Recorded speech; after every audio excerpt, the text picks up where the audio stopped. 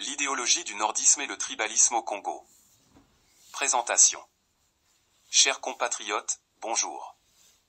Je m'appelle Nehemfumu Madisou Mabimangu, responsable d'un think tank politique appelé Alternative Congolaise pour une transition d'État, en abrégé ACT, connu de l'administration du pays où je réside.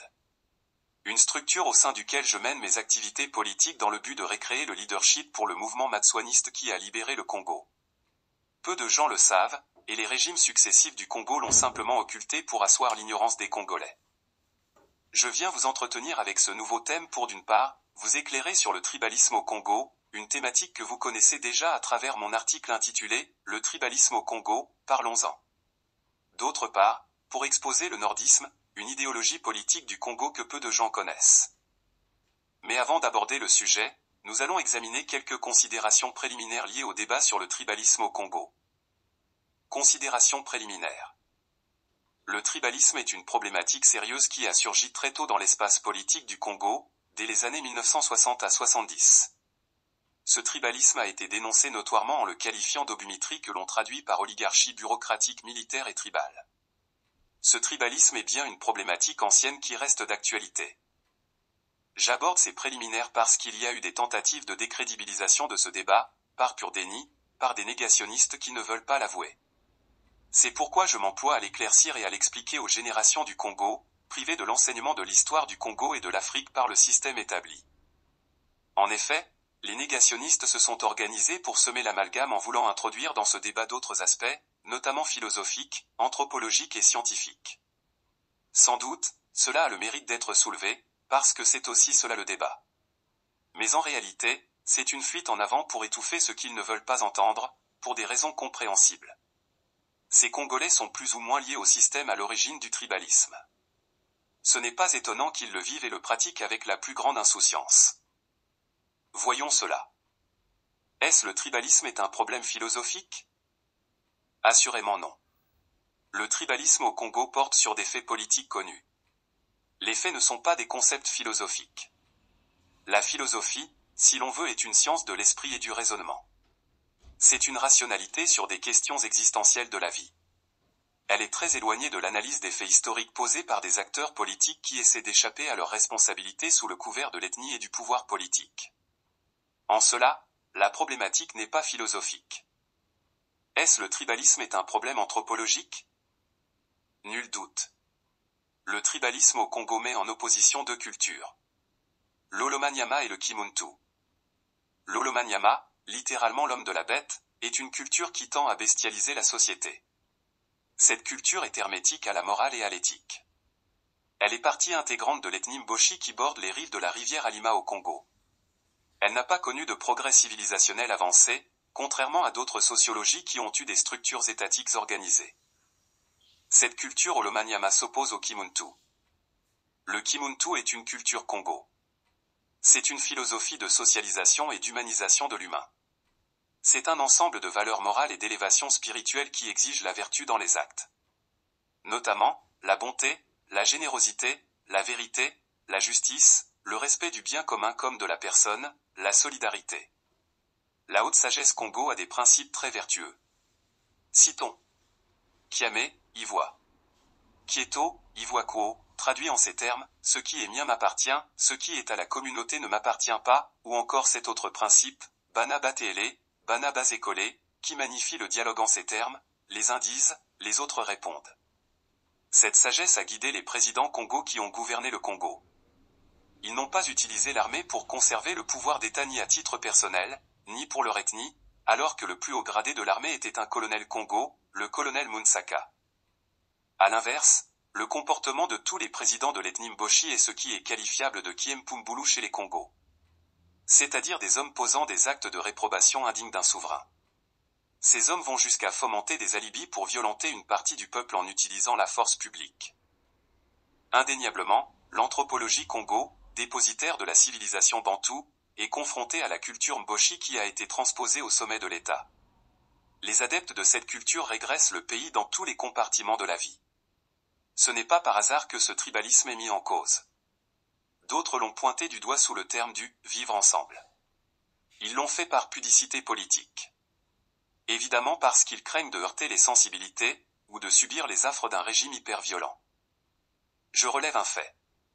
Confronté à la morale et à l'éthique, le régime tribaliste Mboshi répond par des rhétoriques du genre « le chien aboie, la caravane passe » ou encore « le ridicule ne tue pas ». Ces rhétoriques montrent que ce régime est sans considération pour les populations non Mboshi qu'il qualifie de rats de jardin et de souris. Le ridicule d'avoir effondré une administration, jadis l'une des plus efficaces d'Afrique, en une administration moribonde, ne le heurte outre mesure.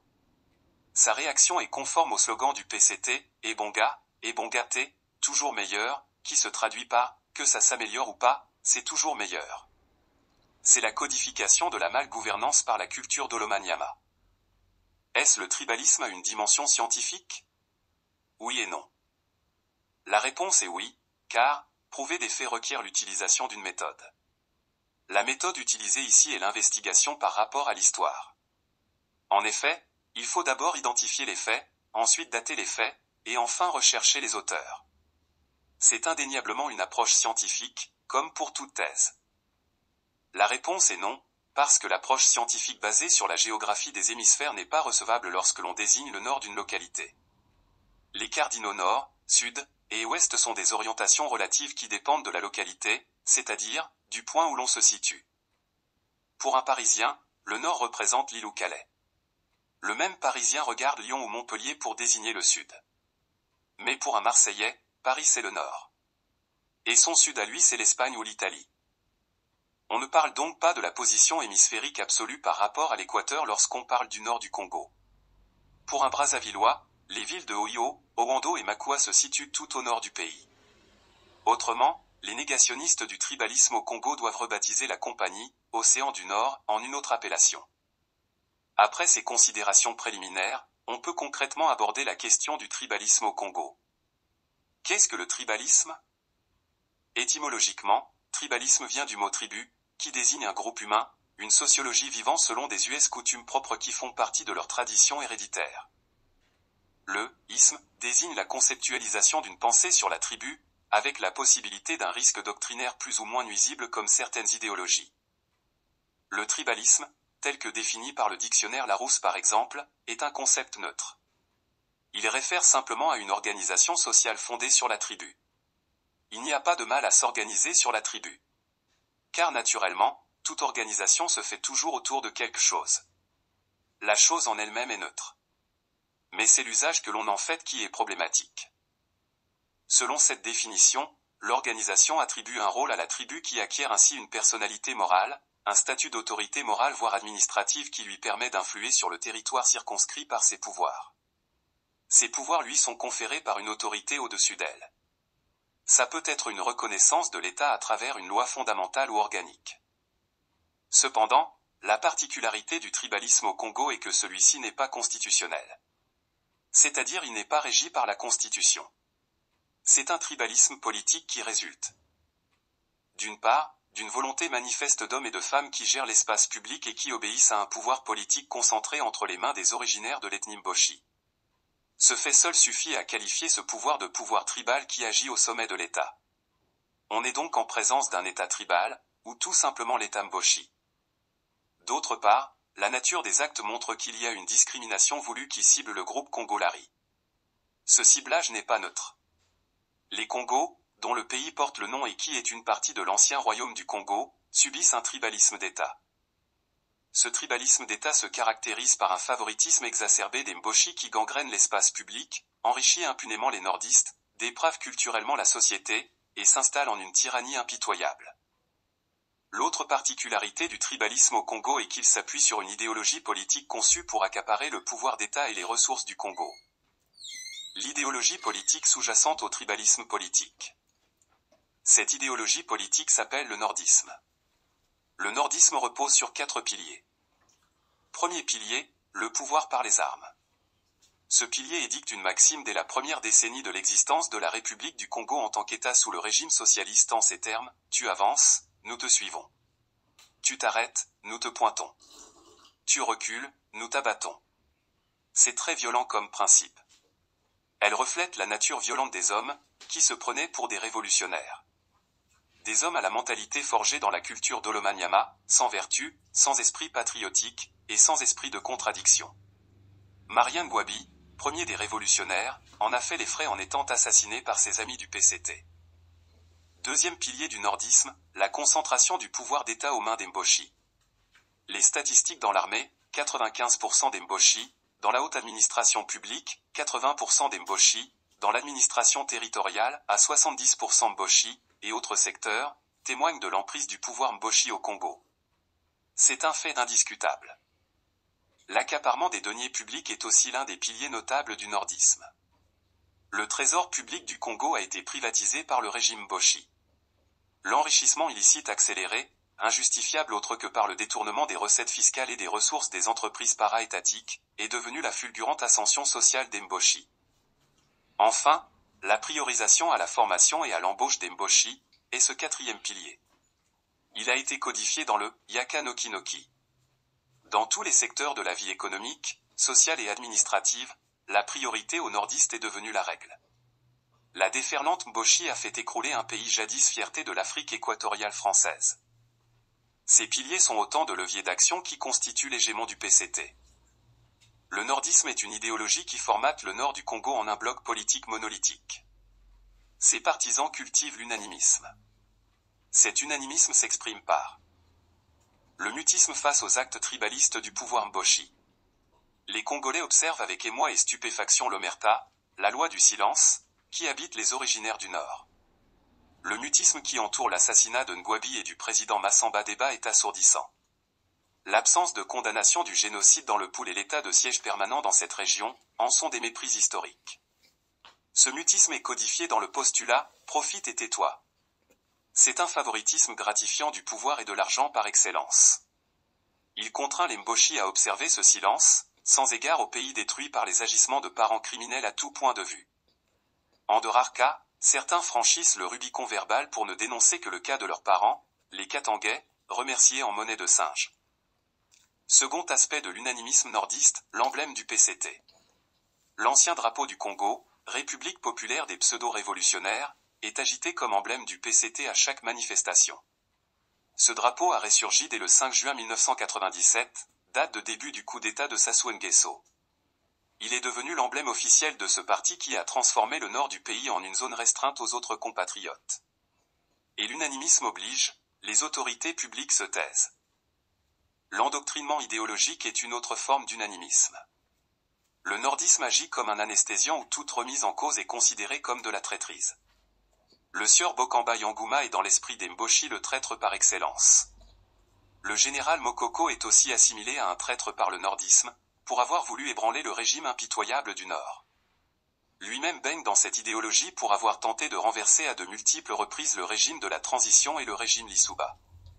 Mais cela ne justifie pas la privation de sa liberté. Il est un prisonnier politique, tout comme son compagnon d'infortune Okombi, en détention arbitraire. L'unanimisme inhérent au nordisme n'admet point de voix discordantes chez les Mboshi. Transposé à l'échelle nationale, cet unanimisme explique l'intolérance sur la liberté d'expression. L'idéologie du nordisme a pour origine les déclarations de diverses personnalités Mboshi. En 1966, M. Noumazalaï a flanqué à la face du président Alphonse Massamba Deba, alors en exercice, ceci, avant la fin de ton mandat, il y aura un président du Nord. Dans quel contexte ce défi a-t-il été lancé? Noumazalaï était le secrétaire permanent de la MNR, Mouvement National de la Révolution. Il était le chef nordiste des personnalités qui se réunissaient à Mpila et appelé « Groupe de Mpila ». Au sein de ce MNR, l'armée avait 3 représentants en les personnes de Ngouabi, Yombi Opango et Sassou Nguesso. M. Noumazalaï, ministre de son État, a eu cette effronterie en connaissance de cause. Il était la tête de pont des nordistes dans le gouvernement de l'époque. Il préparait la prise du pouvoir par des nordistes et cela était imminent. Il a utilisé le mot nordiste parce que son groupe de putschistes était composé exclusivement des officiers du Nord, animés d'une vengeance contre les Congolaris qui ont damé le pion au leader du MSA de Jacques Opango. Ces nordistes n'ont jamais accepté Jacques Opango comme leader, par ce fait. Le clivage nord-sud étant bien ancré dans leur tête. Artificiel au départ, ils ont rendu ce clivage réel et dans la violence. L'élimination des 3 hauts fonctionnaires de l'État, les sieurs Pouabou, président de la Cour suprême, Matsokota, procureur de la République, et Massouémé, directeur de l'information, a été orchestrée par ce groupe en toute impunité. Le nordisme, dès sa fondation par Numazalai, a pris corps par un crime de sang jamais résolu jusqu'à ce jour.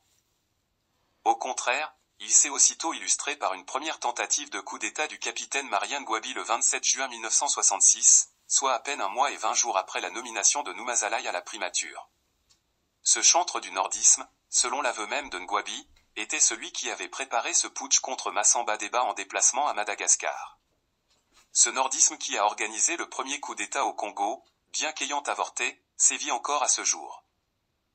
La réflexion suivante est également attribuée à Numazalai dès les années 1960. Avec un nord moins peuplé que le sud, comment faire pour qu'une personnalité du nord dirige un jour le Congo? La réponse du nordisme a été le coup d'État devenu une marque déposée politique du nord. Ce raisonnement clivant est une calamité sociétale. L'intelligence aurait conduit à mettre en place une organisation politique qui profite à toutes les sociologies. Plus qu'il en était conscient, en faisant une problématique majeure, il pouvait en faire la proposition en tant Premier ministre sous Massamba Deba. Son choix consenti par les siens ensanglante le pays jusque dans sa tombe. En 1977, le 18 mars, les Mboshi à travers le ministre de la Défense et de la Sécurité Sassou Nguesso, assassinent le président Marien Ngouabi. Sur les ondes de la RTC, Radio-Télévision du Congo, les officiels Mboshi et le PCT diffusent le message suivant, Bas Congo Babomi Marien. Pourquoi ce mensonge criminel par les autorités du pays? Parce que Marien Ngouabi, d'une part, après la conférence du PCT de 1972 où il conclut par cet aveu, la nation congolaise n'existe pas, d'autre part, après l'échec de son plan triennal, Marien Ngouabi avait entamé le dialogue avec l'ancien président Massamba Deba. Ngouabi voulait gouverner le pays avec Massamba Deba en lui confiant soit la présidence soit le gouvernement, et lui Ngouabi allait assumer le rôle de chef des armées. Ses comparses, le général Yombi et le colonel Sassou, ministre de la Défense et de la Sécurité, ont mal pris ce changement. Ils l'ont assassiné en appliquant la maxime « tu recules nous t'abattons » et en appliquant le clivage nord-sud. C'est l'idéologie nordisme appliquée. En 2001, dans son livre « Pour le Congo-Brazzaville, réflexions et propositions », le professeur Théophile Obenga écrit « À la fin des hostilités criminelles, ce n'est pas l'une des trois nations belligérantes qui a gagné, mais c'est bien le Congo à travers les vainqueurs. Si les choses ne sont pas vues de cette manière, on aboutit à la scission, à la partition. » Ici, M. Obenga enjoint les Congolais à se soumettre à la nation Mboshi au risque de partition. Avec de telles pensées, ce professeur adhère à la partition du Congo et à l'hégémonie tribale et culturelle Mboshi qui encense un criminel, Elombe Otsombe, réinstallé au pouvoir par une multinationale militaire au service de la France. En sa qualité de représentant spécial, pourquoi ne conseille-t-il pas son chef de guerre Sassou Nguesso à réactiver le projet fédéral de l'ex-AEF? Pourquoi son régime a assassiné Parfait Kolela qui portait l'idée d'une fédération congolaise pacifique qu'une partition dont nul n'a jamais dessiné les contours? Les Congolais seraient intéressés de savoir, ne fût-ce, ce qu'il propose sur la répartition de la dette extérieure du Congo. Visiblement, il n'y a pas une seule strate de la sociologie Mboshi qui échappe à l'hégémon du nordisme. Intellectuels, officiers, notables, tous baignent dans la même idéologie. Pour le sieur Obenga, il lui est sans doute plus aisé de revisiter le passé, l'égyptologie, que de concevoir le présent et le futur par une vision saine et innovante. Obenga fait partie de ces Mboshi qui bombent le torse se targuant avoir gagné la guerre. C'est toujours la même version estropiée qui ampute l'ingérence française qui avait engagé un coup de force contre les institutions républicaines, usant de son veto à l'ONU pour absoudre l'Angola dont l'armée avait été engagée dans ce putsch. C'est le même schéma en œuvre en recourant à l'armée rwandaise pour sécuriser la succession. L'armée de Tsiambitso n'est puissante que lorsqu'il s'agit de tirer sur les civils congolais. Le génie Mboshi s'illustre seulement à concevoir des plans de destruction du pays des Bantous. Ce comportement a un nom, la traîtrise. En 2018, lors du procès d'Abira, le général Nyanga Mbwala expose l'inquiétude sur l'avenir des Mboshi. Pourquoi ces inquiétudes sur l'ethnie Mboshi? Comme si les Mboshi étaient la seule composante du pays. Cette spécificité ne concerne pas le peuple du Congo dans son ensemble. Les causes résident dans la violence que les régimes Mboshi ont infligée au pays. C'est encore l'expression de l'idéologie du nordisme.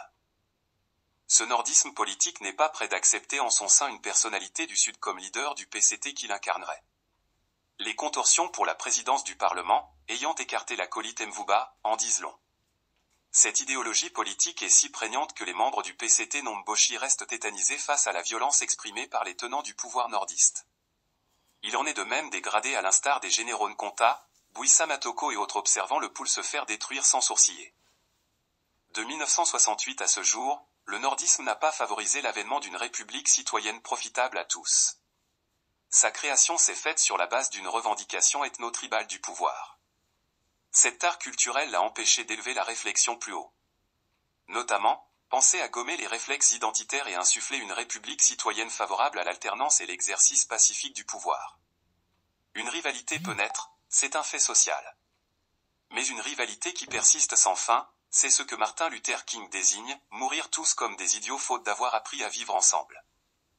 En tout état de cause, la conscience d'ériger un concept du Nord politique, sans effet néfaste sur la République et sans discrimination, aurait eu un sens ou une raison d'être si le Sud, son opposé géographique, était une entité politique. Or, il n'en est rien. Le Sud n'est pas une entité politique. En effet, on observe à travers l'histoire du Congo que le Niboland, sans arrière-pensée péjorative, est un espace politique qui a son particularisme. Il est plus prompt à s'allier au PCT avec qui il a dirigé la période pseudo-révolutionnaire. Comme jadis le sieur Kikungango du GPES le fit avec le SFIO d'Opango. La Conférence nationale souveraine de 1991, malgré 2 décennies d'idéologie nordiste, a révélé une fracture sociologique au Sud, fracture qui a atteint son point culminant en 1993 à 94 par des troubles politiques. En 2016, malgré l'absence de candidat pour la formation UPADS, ce parti a refusé de soutenir le candidat de l'UDH Yuki en position de force pour changer la donne politique au Congo. Ce sont là quelques illustrations de l'absence d'idéologie sudiste ni de conscience politique endossable au Sud. L'idée n'est même pas opposable par les adeptes du pouvoir du Nord. Cependant, quelques tentatives de formalisation d'un espace politique au Sud ont germé dans la tête de certains compatriotes révoltés par la violence, l'hégémonie et l'accaparement Mboshi au Congo. Les configurations possibles d'une entité politique du Sud présentent des espaces politiques qui épousent la géographie sociologique. Mais cela est bien révélateur du clivage nord-sud qui s'est installé dans l'opinion et dans les esprits. Le nordisme, par sa persistance et son ancrage, l'a rendu réel. On peut illustrer le clivage nord-sud à travers la création des FDU, par pure opposition à l'ère d'une, espace républicain pour la démocratie et la défense de l'unité nationale, au moment du coup d'État du général Sassou en 1997. Les FDU sont l'alliance du PCT avec toutes les formations de la sociologie téké. De ce point de vue, la neutralité téké clamée par les négationnistes honteux du tribalisme d'État Mboshi est battue en brèche. Les tékés sont les apparentés du PCT. Ce ne sont pas des formations du centre du Congo. Raison pour laquelle, malgré leur présence dans les services de renseignement, le balancier politique reste figé. Ils observent la même loi d'Omerta sur les crimes et délits laissant leurs fils Okombi et Tsuru en perte et profit. En définitive, le Congo vit un tribalisme d'État depuis l'accession au pouvoir en 1968 des concepteurs de l'idéologie nordiste, inspirés par la culture Olomanyama. Lors de son premier voyage à Paris en 1998 en qualité de chef du régime putschiste, M. Sassou Nguesso murmurait à qui voulait l'entendre, « Ce pays ne nous appartient pas. Nous le gouvernons par défi. » Cela se passe de commentaires. Le tribalisme d'État Mboshi. Incontestablement, l'État au Congo est un État tribal dans sa composition et son fonctionnement. Dans sa composition, il y a une concentration du pouvoir aux mains de l'ethnie Mboshi. Ce qui exclut les autres communautés des décisions qui les impactent. Dans son fonctionnement, l'État Mboshi pose des actes à caractère tribal et cible une frange de la population. La démonstration a été faite dans mon précédent article et vidéo sur « Le tribalisme au Congo », parlons-en.